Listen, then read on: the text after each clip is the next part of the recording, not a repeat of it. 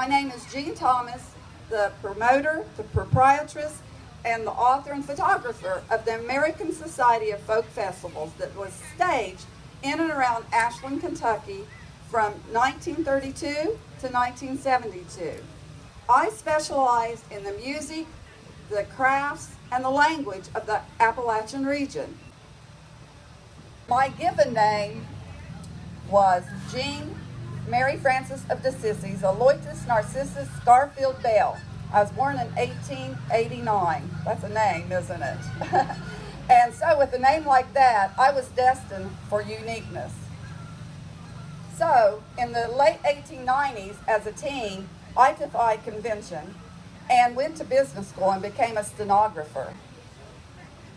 I traveled around in a jolt wagon with the circuit court judge, and I went from different counties in eastern Kentucky, and in that jolt wagon, I did a considerable amount of traipsin, and therefore the mountain people called me the Traipsin woman.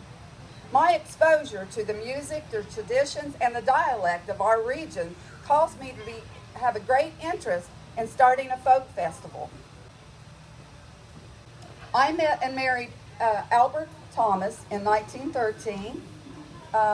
He was the son of a coal mining owner from Logan County, West Virginia, but my headstrong and independent ways did not impress my new husband. So after a few healthy spats, a year later we divorced.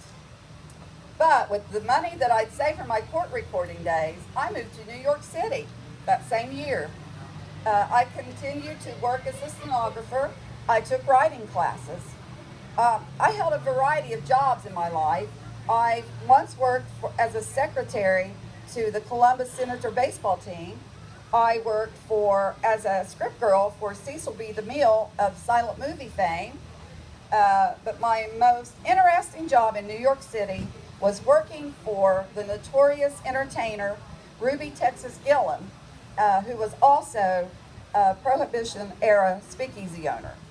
I lived a bohemian lifestyle in Greenwich Village. I was a single woman, and I associated with like-minded friends.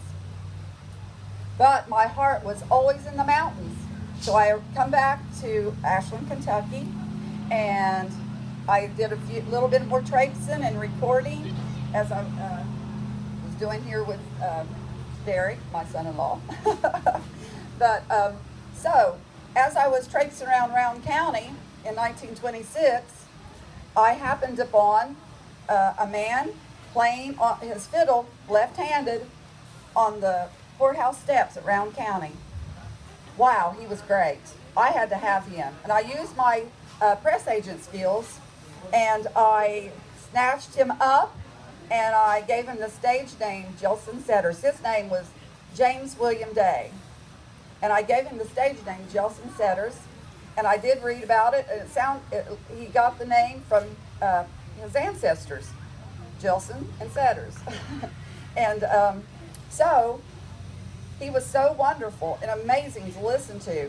So I secured contracts through RCA and Victor Labels in 1928, and I called him the Blind Fiddler of Lost Hope Hollow. So we did something very interesting and exciting in 1932. We crossed the sea. We went to England, and he performed at the Royal Albert Hall of English folk music for the King and Queen. So I told them that day that he was the first unlettered, primitive Kentucky minstrel to cross the sea, to play his fiddle, and to sing his own traditional ballads. So, inspired by the phrase, Singin Gatherin, I started the first American folk festival, song festival, at my home on Cogan Street. I moved it around in the preceding years from different places in eastern Kentucky, in the counties, and I always had a log cabin as the background, and the stage was just a platform for the performers to do their musical acts on. I also held Friday night performances at my home on Cogan Street in Ashland, Kentucky, that I called the House in the Wee Woods. I would have local performers. I would have other, maybe more popular performers, but I would have them there on Friday nights, and we'd have a good crowd. I also had bought a 19th century log schoolhouse and placed it there, and I called it the McGuffey Reader. McGuffey Schoolhouse, after the McGuffey Reader that I had been taught from as a child. I opened it to the public, and I wanted them to see how it was to be educated in bygone days. I was once told that I had the greatest show on earth right in my own backyard. I authored 9 books. One was called Devil's Ditty, that I wrote in honor of Jelson Setters, and another one was about myself, an autobiography, The Traipsin Woman. In 1972, I held the last festival. I was aging and had some health issues. But that didn't stop a 90-year-old woman from being interested in learning new things and trying to find ballads and different ways of doing things in our ancient ways. I donated my research, my manuscript, my photographs, my recordings to the University of Louisville, where you can get on the computer today and listen to them. And also, there's down at the Highland Museum, there's a section that's devoted to Jelson Setters and myself and my Traipsin days. So take your children there. Nearing my 100th birthday, I became weak with Alzheimer's disease, and I was placed in a local nursing home. So I had met so many interesting artists in my day and folklorists. Woody Guthrie, Gene Ritchie, Pete Seeger, and some of them had become dear friends. Burl Ives, when he was going to perform at the Paramount, he came to Ashland. He wondered, like, where's Gene Thomas? They said that where I was in the nursing home. Well, he showed up. He sat on the edge of my bed, held my hand, and sang with that beautiful voice of his. Do you remember his voice? It was wonderful.